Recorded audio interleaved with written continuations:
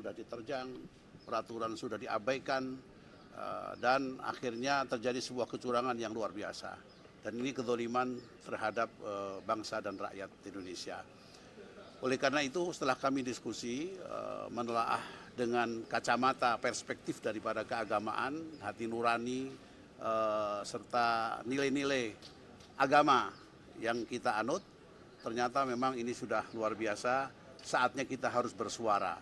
Oleh karena itu, suara yang kita diskusikan tadi itu kita renungkan, kita tuangkan dalam satu penyampaian, dan pada siang hari ini kita sampaikan kepada Mahkamah Konstitusi dengan harapan ini menjadi salah satu butir-butir pertimbangan mengetuk hati nurani agar supaya para hakim Mahkamah Konstitusi yang mulia bisa benar-benar memakai akal yang sehat dan sebagai bangsa beragama, dan dia dengan etika keagamaan yang tulus, para spiritual yang tinggi, sehingga bisa memutuskan keputusan tanggal 22 April dengan seadil-adilnya, imparsial.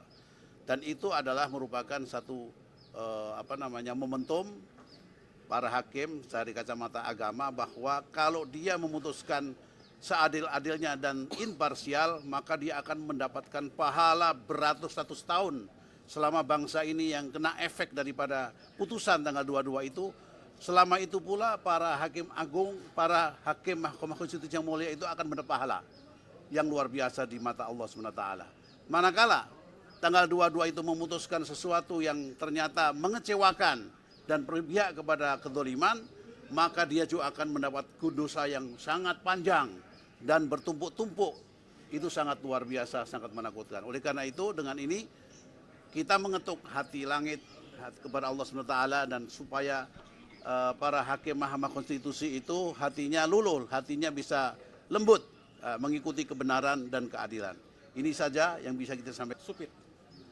Jadi 5 orang ini adalah perwakilan dari unsur civil society atau masyarakat sipil dan rohaniawan yang merasa tergerak nurani dan spiritualnya untuk memberikan dukungan penuh kepada MK yang mulia Hakim Mahkamah Konstitusi, agar nanti pada tanggal 22 April 2024 bisa memberikan rasa keadilan bagi seluruh rakyat Indonesia, imparsial. Demikian kira-kira. Dorongannya adalah agar permohonan dari 01 dan 03 itu dikabulkan, makanya amicus curiae ini disampaikan. Kami bukan mengatasnamakan 01, 02, 03, tetapi keputusan yang seadil-adilnya berdasarkan beberapa fakta dan kesaksian ahli. Jadi apapun itu tidak untuk kepentingan 01, tidak untuk kepentingan 03, tapi untuk kepentingan masyarakat Indonesia. Dan kalau dilihat dari teman-teman yang mengajukan amicus kali ini, secara keterangan saksi, ahli dan bukti-bukti, teman-teman melihat bahwa TSM itu sudah terbukti? Terbukti mungkin nanti bisa dilihat dari keputusan Mahkamah Konstitusi.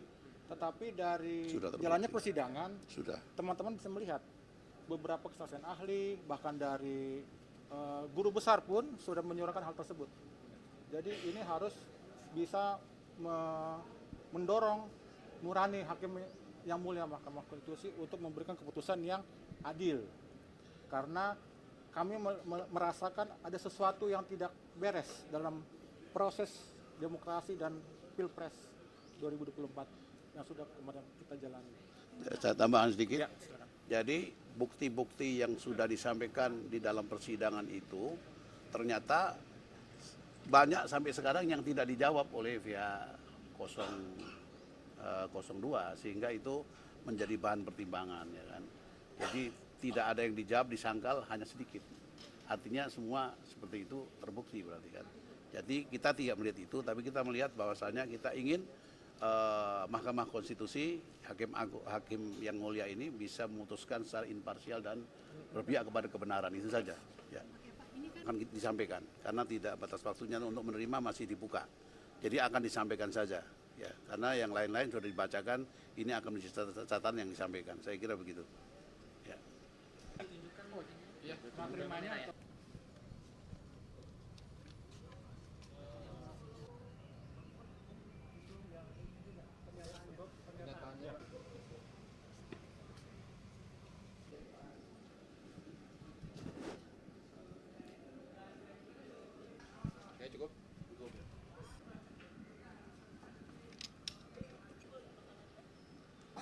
Ini merupakan satu tanda kepedulian bersama dari kelompok masyarakat, dan hari ini kami dari kelompok rohaniawan dan unsur masyarakat sipil diwakili oleh Habib, tadi ada Pendeta Victor, saya Pendeta Syafir Supit. Mohon maaf agak terlambat sedikit, tapi ini merupakan satu kepedulian bahwa ada sesuatu yang perlu dibenahi di dalam kehidupan berdemokrasi dalam bangsa ini, khususnya terkait dengan Pilpres yang baru saja berlalu. Dan ada sisa-sisa yang mesti dibenahi. Itu sebabnya kita bersyukur telah berlangsung baik, tapi ketika ada kejanggalan-kejanggalan itu pun diselesaikan dengan baik juga, yaitu melalui mekanisme peradilan, dan kita sebenarnya juga mendorong mekanisme di DPR dengan hak angket, sekalipun itu masih ada kendalanya. Jadi kami tentunya ini kan lebih banyak pada wilayah etik dan moral. Itu sebabnya kami dari kelompok rohaniawan merasa terpanggil untuk memberi dukungan moral kepada hakim supaya bisa memutuskan sesuai hati nurani dengan adil sejujur-jujurnya dan dalam kebenaran. Itu saya kira yang dapat kami sampaikan. Semoga tanggal 22 ada sesuatu yang akan merubah dan mengembalikan kehidupan demokrasi pada rel yang sebenarnya di bangsa ini. Demikian. Terima kasih teman-teman media yang telah ikut meliput dan menjaga proses demokrasi hari ini. Kami adalah anggota Senat Mahasiswa Sekolah Tinggi Filsafat Bayangkara. Hari ini kami akan mengantarkan surat permohonan amicus curiae kami kepada yang terhormat Majelis Hakim Mahkamah Konstitusi Republik Indonesia.